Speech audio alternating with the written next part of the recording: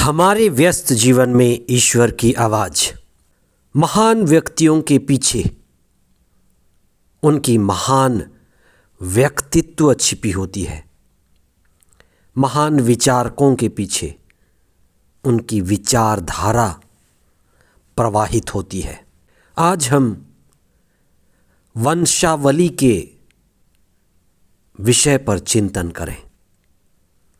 धर्मशास्त्र में वंशावली, जिसमें कई सारे व्यक्तियों और उनके विचारों की श्रृंखला प्रवाहित हुई है।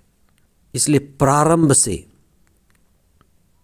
जो अंत तक जब ईसा उत्पन्न हुए, उसकी एक अद्भुत श्रृंखला आप उस पर चिंतन करें और मुक्ति विधान की गहराई को समझें।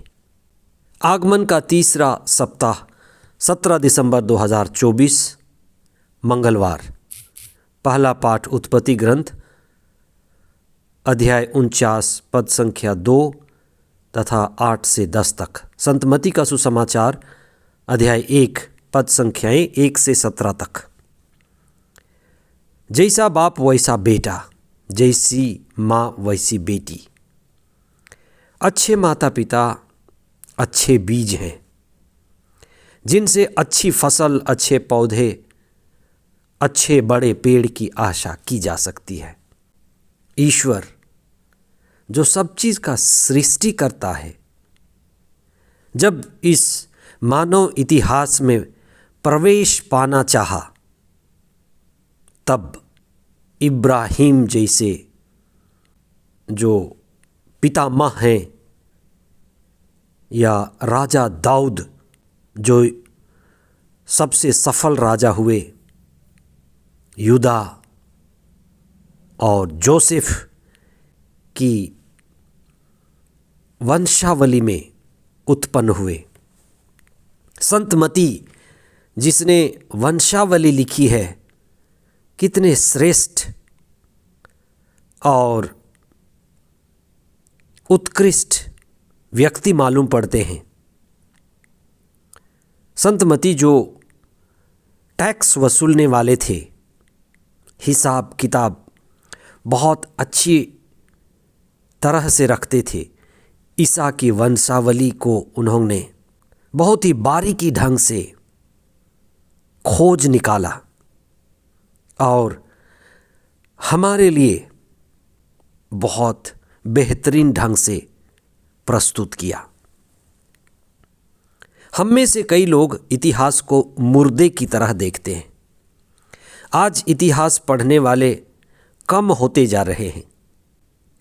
पुरानी चीज़ें, पुराने लोग, पुराने खंडहर, पुराने रिश्ते लोग छोड़ना चाहते हैं और भूलते हैं। जब ईसा ने मानव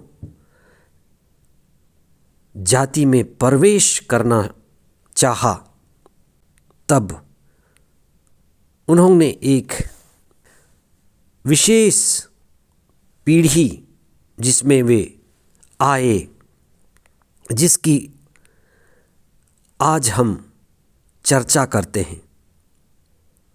वास्तव में वंशावली की क्या विशेषता है? जब आप वंशावली के बारे में सुनते हैं तो इसकी खासियत क्या है? ईश्वर सारी सृष्टि का स्रोत है और प्रारंभ से ही इस मानव जाति के लिए ईश्वर की योजना है। ईश्वर जो सब चीज़ का सृष्टि करता है, पालन करता है, उसका राज्य इस संसार पर मनुष्यों के द्वारा संचालित होता है। धर्मशास्त्र में इब्राहिम की संतान कहलाना सबसे गौरव की बात थी। इसलिए ईसा कई बार जब जक्कैयुस को बुलाए और उसके घर जाने के बाद उन्होंने कहा, यह जो इब्राहिम की संतान है, खो गया था, मानव पुत्र उसी को खोजने आया है। संत लूकस के सुसमाचार में अध्याय 13 पद संख्या 13 और उसके आगे, एक महिला 16 साल से बीमार से टेढ़ी हो गई थी। ईसा ने उस महिला को चंगा किया और कहा, इब्राहिम की यह बेटी जो 16 साल से बीमार थी, अपदूत ने उसको बांध के रखा था, ईसा ने उसे मुक्त किया। तो इब्राहिम की संतान कहलाना बड़े गौरव की बात थी। इसलिए वंशावली में कई ऐसे महान व्यक्तित्व हैं, लेकिन कई ऐसे लोग भी हैं, सभी के सभी दूध के धुले नहीं हैं। फिर भी ईश्वर मानव जाति के द्वारा मानव जाति की वंशावली में प्रवेश किया। आज हम ईश्वर को धन्यवाद दें और उनके इन वंशावली पर चिंतन करें कि किस तरह से ईश्वर गिरने वाले मानव जाति को उठाने के लिए आया।